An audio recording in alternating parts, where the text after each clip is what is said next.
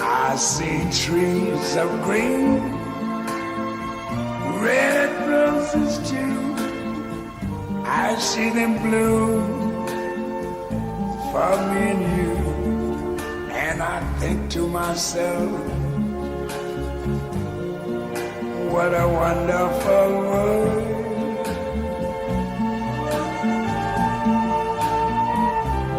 I see skies of blue and clouds of white, the bright blessed day, the dark sacred night.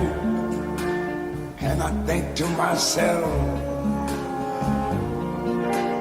what a wonderful world.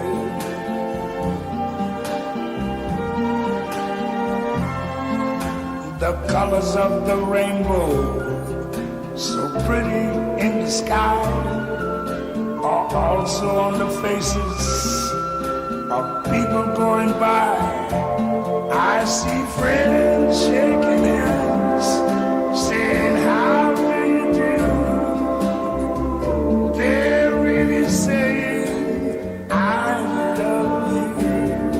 I hear babies cry, I watch them grow. They'll learn much more than I never knew. And I think to myself, what a wonderful world. Yes, I think to myself, what a wonderful world.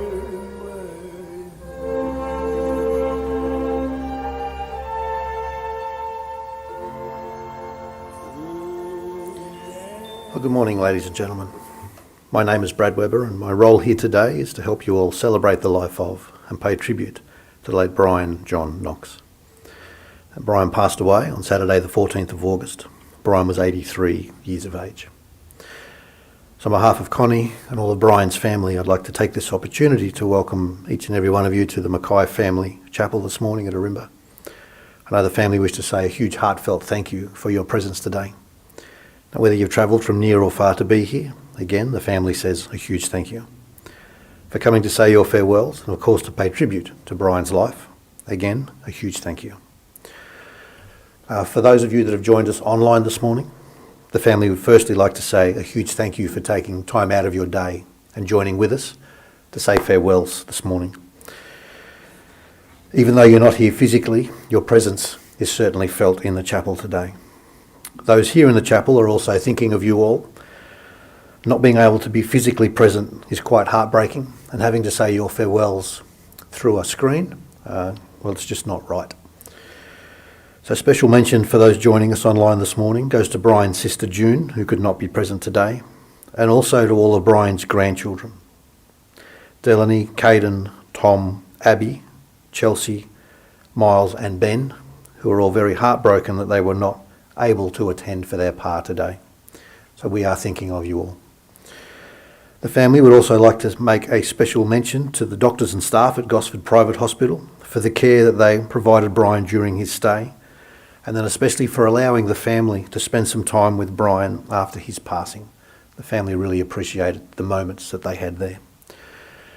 I'm going to ask Brian's family to come forward now and share some thoughts and memories of Brian's life.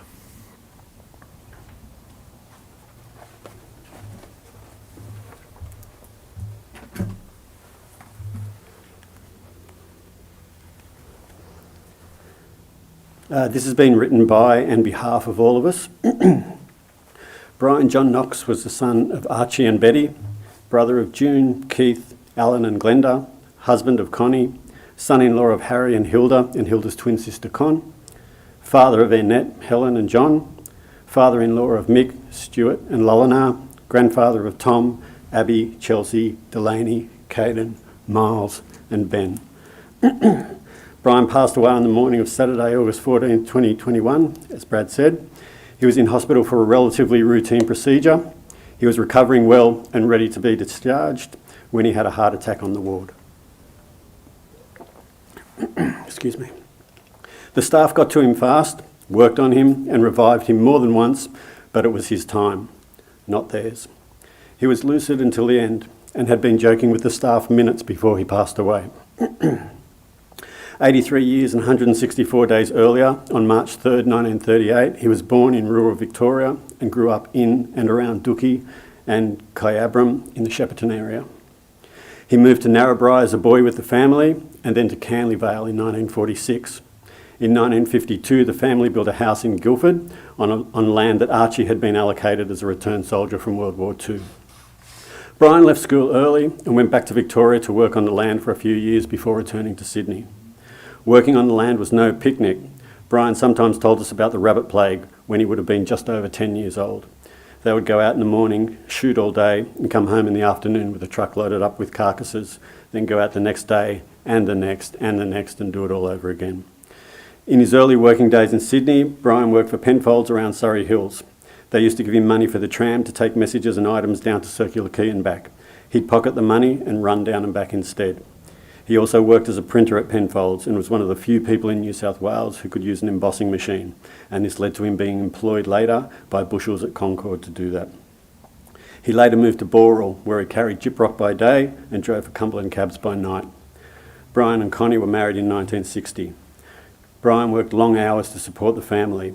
When we only had one car, Mum would get us out of bed about 4 a.m, drive Dad to work with us in the car, and then return home, where we'd go back to sleep before getting up for school. Then we would go back and pick him up in the afternoon. Brian left Boral to start a transport business with friends, and then he and Mum started their own transport business, again carting gyprock. Again, he was working days carrying board and also working nights taking phone calls. The nightly weather report at home was a time for silence. Dad tuned in religiously as this impacted his gyprock deliveries for the next day. We all knew not to talk, and if anyone ever rang the house at that time, they didn't get a very friendly greeting. To this day, Dad has waited for the weather to be to this day, Helen has waited for the weather to be over before she rang Dad.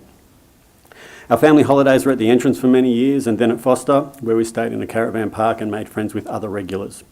We have great memories of these times.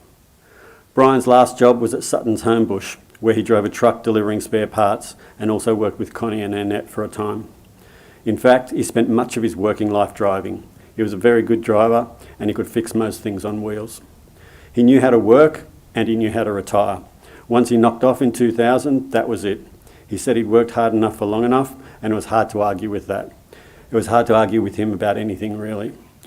He enjoyed many things in his retirement years at Blue Haven. He enjoyed the company of family and friends, cultivating orchids and his garden, watching sport, using computers and any related gadget, travelling with Mum to Fiji, Canada, Europe, New Zealand, Thailand, on cruises, and touring around rural New South Wales, including regular trips to Peak Hill and Tomingley.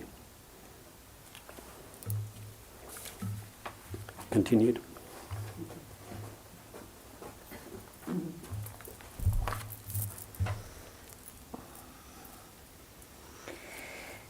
Okay, I'm going to say a few words about Brian's friendships. As a young man in Sydney, Dad hung out with young Brian Wilkins, among with others, and the Wilkins and Knox families remained firm friends throughout Dad's entire life. Mum will have a little bit more to say about this.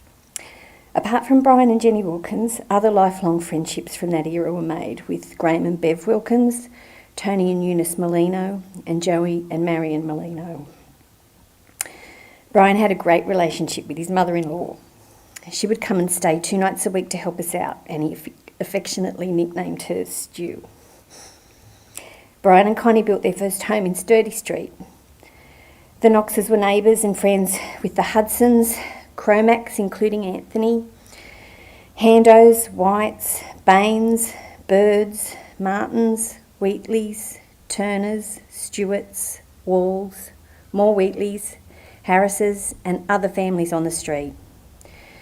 We kids were blessed to grow up in Sturdy Street. It was the best street in the world to live, and all the families were a big part of Brian and Connie's lives too, and remained so.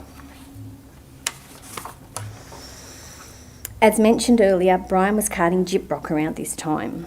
Carrying gyprock is character building, and Dad certainly worked with some characters who became lifelong friends of him and Mum, including Bob and Pat Butcher, Ken Ford, Bill and Rhonda Wheatley, Alan and Kay Rochester, and Graham and Diane Richards. Brian and Connie also became great lifelong friends with Judy and Kevin Langford, Donnie McKellar and John Gibson through a shared love of horses and horse racing. These colourful racing identities were part owners of several racehorses, winning many races and setting a track record at Rose Hill with Marlanta's Wish. In the second half of his life, these friends from work and racing, along with Bruce and Heather Hando, Norma, Enid and Millicent and others, were important to Dad and Mum. Dad and Mum enjoyed eating out, catching up for coffee, travelling around New South Wales and going on cruises with this large group of friends. When they travelled to Thailand with Annette and Helen for Lala and John's wedding, Donnie, Rhonda and Bill came too. We've been thinking of all these people over the past week and how important they have been in Dad and Mum's lives.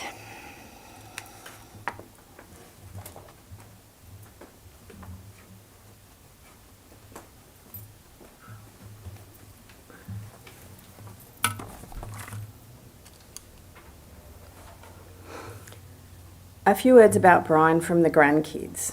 The grandkids are obviously upset because they can't be here in person to say goodbye to Pa. They wanted to say that they love him, miss him, and are grateful for their time with him.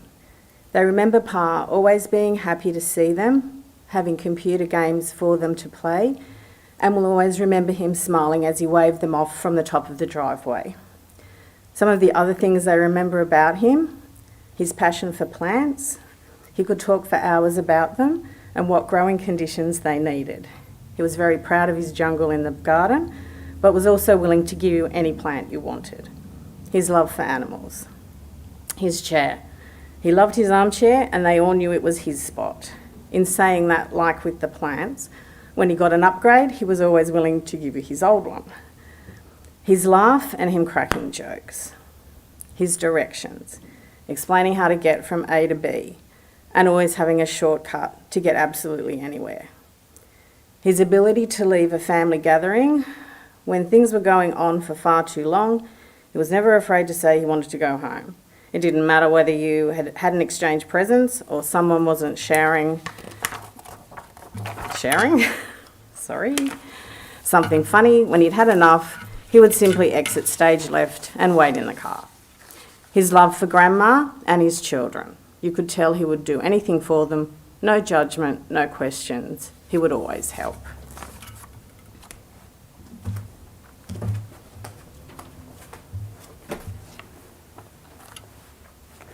A few words on Brian's character.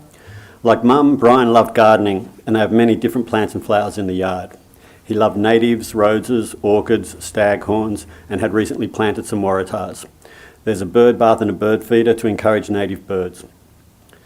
There are always lots of magpies, rainbow lorikeets, butcherbirds, and the odd Indian miner coming into the yard. Dad liked a lot of different types of music, but the one instrument he never grew to like was the recorder. When we were in primary school and we had to practice, he used to send us out into the backyard and tell us to stand right at the back fence. He really had a love for cars, and he'd be looking for a new one every 2 or 3 years. When we look through the old family albums, there's always a different car sitting in our driveway. Sales and religious people who used to come door knocking around Sturdy Street would get a pretty hard time from the various fathers. Brian would sometimes get out of his chair, tell them what he thought, and slam the door to let them know the conversation had reached its conclusion. But usually he'd just yell from his chair, "Don't bother knocking, just keep walking." Bruce Hando sometimes used to tell them not to bother going next door because the bloke in there, Dad, had spent time in jail. He hadn't. Brian always liked his chair. He was sitting watching the budget one night. Bob Hawke was PM. Keating announced taxes on beer and cigarettes. Brian was not happy. He said, "That's it. I can't give up beer, but those bastards are not getting another cent out of me for cigarettes. He finished the carton that he had at home and never smoked again. Brian was probably the best person to have around if you needed to get something done. He was reliable, dependable and punctual. He loved the schedule and always arrived early. He planned trips so he could beat the traffic. When we organised family get-togethers, we always coordinated with each other before informing Dad, because once he had been given a time and a date and made a plan, it was set in stone. He was a strong, stubborn, decisive, determined, decent and honest man. He expected everybody should be treated with respect and get a fair go. He was happy to offer his opinion. He also listened to yours and respected it, even if it differed from his. You knew exactly where you stood with him. He said things straight and honestly. When it came to family, especially the grandkids, he had a soft centre. He was always there for us and we could depend on him for help, love and support. He loved animals. Over the years we had many pets, Siamese and Moggy cats in our younger years, a dog named Goldie who gave us 11 pups, and Zach and then Brody, both German Shepherds who he loved, and he and Mum also adopted a number of budgies and cats and he loved them too. Brian was a loving, devoted family man, always looking after Mum. He was always buying her lovely flowers and gifts on special occasions. He appreciated everything she did for him, which was a lot. Last year, they celebrated their 60th wedding anniversary and he asked us in advance to organise the letter from the Queen and others he knew it would mean a lot to Mum. He knew it would mean a lot to Mum, sorry. It was a special day for both of them. Over 60 years, Mum had to put up with more of his moods than anyone else. He wasn't very good at saying sorry, and he would usually express remorse more often by getting grumpy or quiet than actually saying very much. But those who knew him knew what he meant and knew what he felt, and no one knew him like Mum. He loved Mum, he was absolutely dedicated to her and shared more of his life with her than with anyone. The COVID lockdowns helped Brian to develop his already formidable online shopping skills, with parcels frequently arriving on the doorstep. COVID's been devastating for so many people, and we've been extremely lucky. But COVID, together with Dad's health concerns, have also stopped him from going to Bill's funeral, effectively cancelled a cruise he and Mum had booked. They stopped us from all going away together to celebrate the 60th anniversary. They stopped us from getting up the coast to see him, especially during last year and over recent weeks, and they prevented the grandkids from being here today. It's a shame we missed those times we could have had. Growing up, we could and did depend on Dad for anything. He was reliable, he was strong, and he could and would get anything done. We'll get by without him because that's how he and Mum raised us. But now he's gone, there's a huge gap left in our lives, and nothing's ever going to fill it. Mum.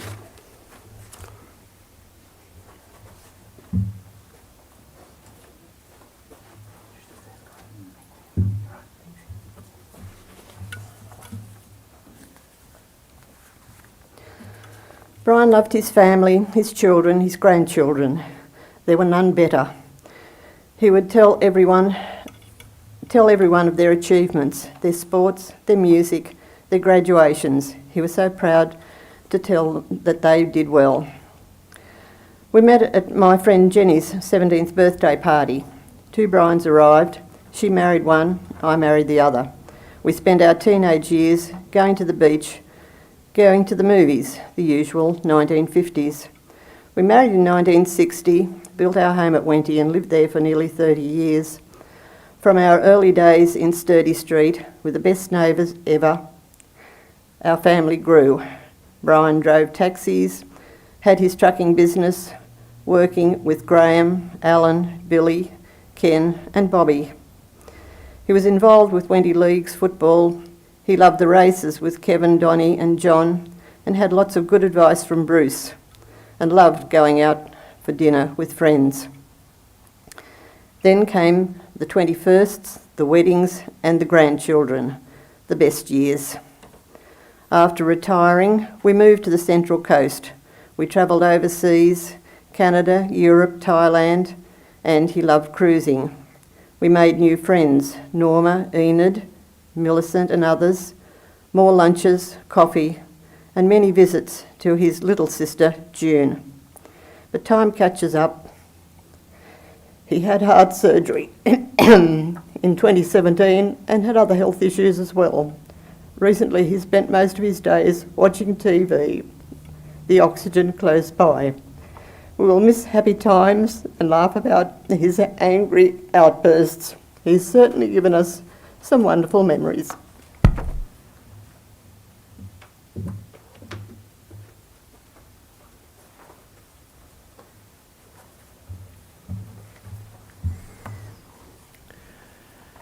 Thank you, Connie, Annette, Helen and John. Thank you for sharing. We're going to pause the service for a few moments now. We're going to put some images up on the screen from Brian's life. You've each arrived today carrying your own memories of Brian. You've each shared a moment, a time, a place. What this does now, it gives you a chance to grab some more memories, add them to the ones that you've arrived with today, and leave with an even bigger picture of Brian's life.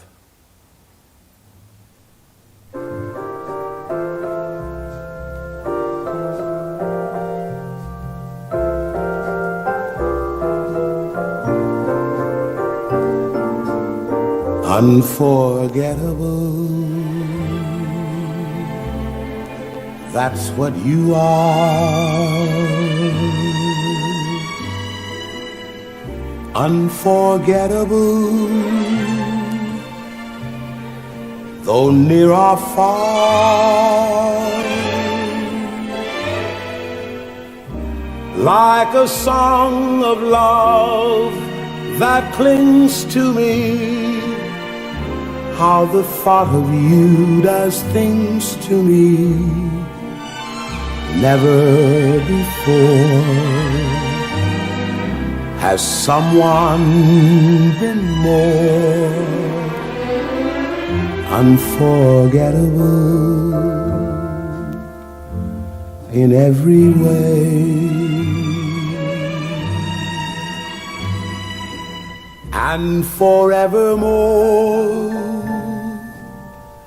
that's how you'll stay.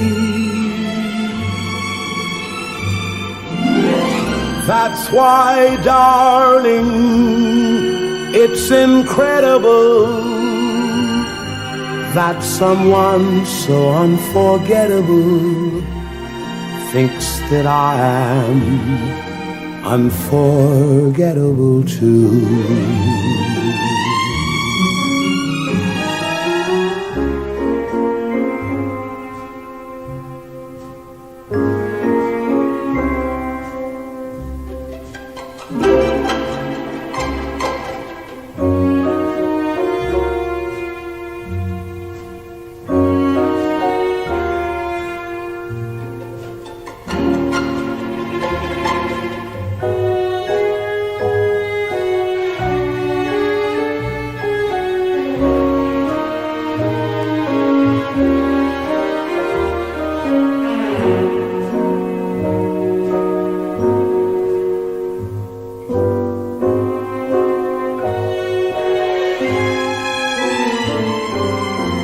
Unforgettable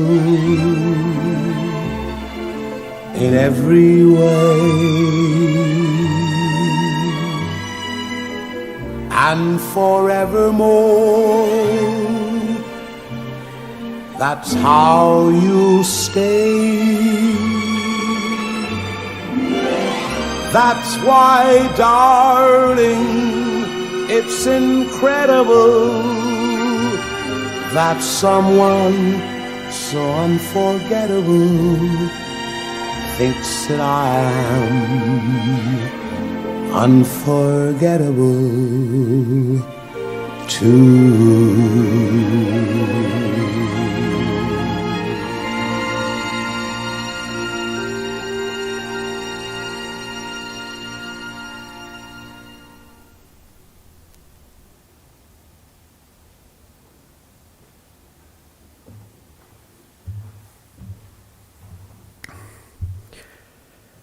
I'm going to give you all an opportunity now to come forward and say a final farewell to Brian this morning.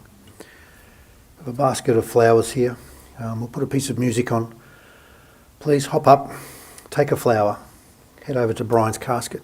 It's your chance to leave a kiss and say a final farewell this morning. There's no rush. Please take your time.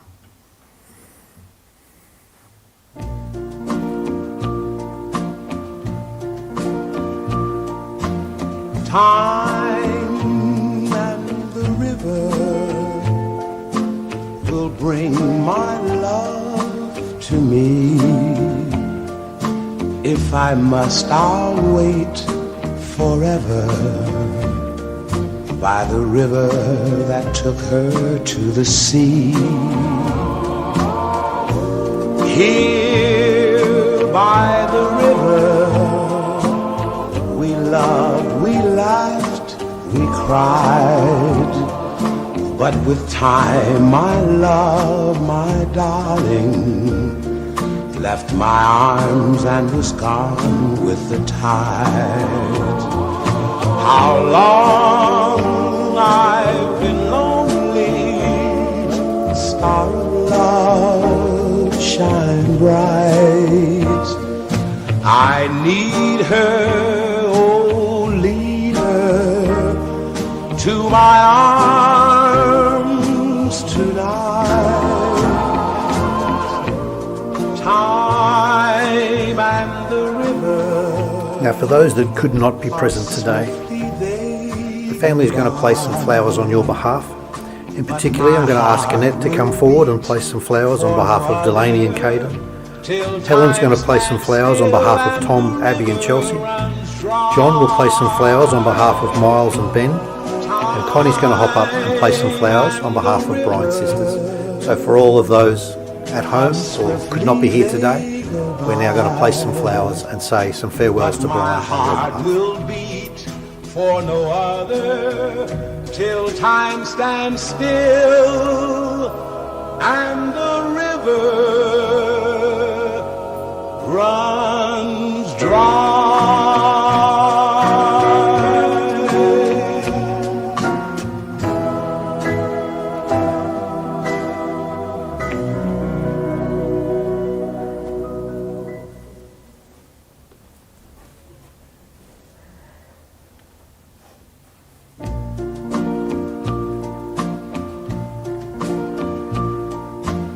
Time and the river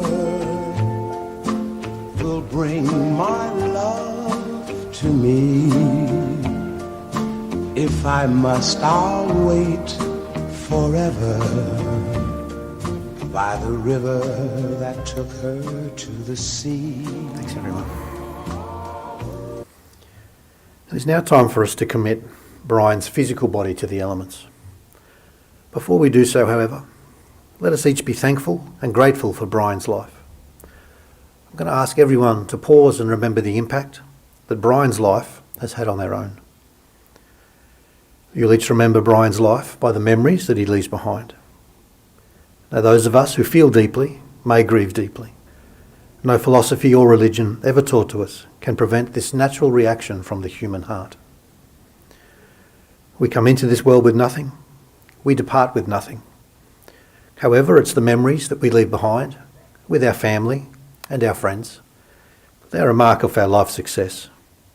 I'm sure you'll each strongly agree that Brian was a very successful man. Brian, as you watch over those you loved, I know that when they listen to the ocean, it will be your whispers they hear. When a cool breeze caresses their cheeks, it will be your spirit passing by. You are not gone from us. You are watching over your family and guiding them towards the future. Try not to think of today as goodbye. Try thinking of today as thank you. Thank you for touching our lives and giving us joy. Thank you for the memories that we will cherish forever. We thank you for the good times and for your loyalty to family and friends. We thank you for your love. We thank you for your laughter. Your life we honour.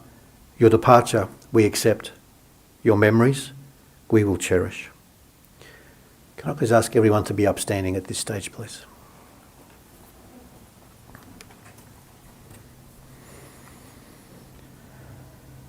In grief at your death, but gratitude for your life, and for the privilege of sharing it with you, we now tenderly and reverently commit the body of our loved one Brian for cremation.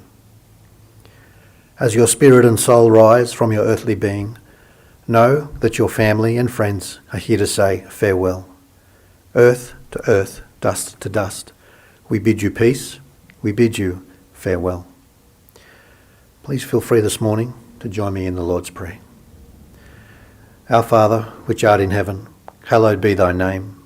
Thy kingdom come, thy will be done on earth as it is in heaven. Give us this day our daily bread, and forgive us our trespasses, as we forgive those that trespass against us. Lead us not into temptation, but deliver us from evil. For thine is the kingdom, the power, and the glory, for ever and ever. Amen. Please be seated, ladies and gentlemen. Today you've all come together to say farewell to the Brian you know.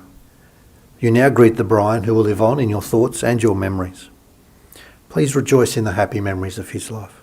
Be grateful that he's lived, grateful that you've seen his face, heard his voice, felt the touch of his hand, shared his love and shared his friendship.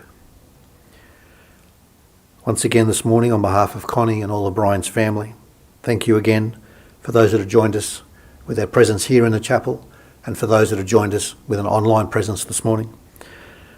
The family wish to say a huge thank you to each and every one of you for the love and friendship you've each shown Brian throughout his lifetime. Typically at this point of the service, I would be inviting you all to join the family somewhere afterwards for a cup of tea and a bite to eat. As John mentioned early, COVID has stolen many things, and it's also stolen a very important part of the day, and that's coming together to share thoughts, memories, stories. You're all carrying one. You've each shared a moment with Brian. You're each carrying stories and memories. It is still very important that everyone here and everyone online, everyone finds a way to still share those memories and stories and moments that you're each carrying. That's what will keep Brian alive and living in your hearts, in your memories and in your thoughts. And the family is planning a big get-together once COVID lifts. Certainly get together, invite everyone to come together and celebrate Brian's life. Once again, the family would also just like to say a thank you to everyone who's sent messages, cards, hampers, food parcels, flowers. Connie has really appreciated the love and support that she has had poured out upon her during this time. So once again, on behalf of Connie, all the family and all those that are dialed in, a huge thank you. Thank you, Sarah.